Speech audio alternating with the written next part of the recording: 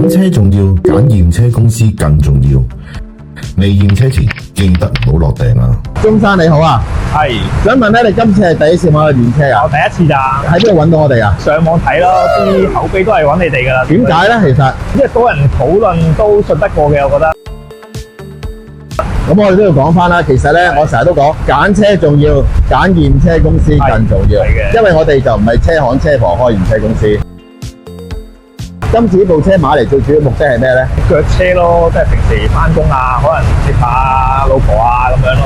有好多人都買電車㗎，咁但係點解你反而唔買電車，要買部1500cc 嘅私家車咧、油車咧？咁一嚟即係屋企嗰度就冇乜叉電位啦，呢啲咁嘅有車真係其實都方便嘅。希望呢部車咧就正常，唔係一部事故車啦。多謝晒你先，唔該晒。係。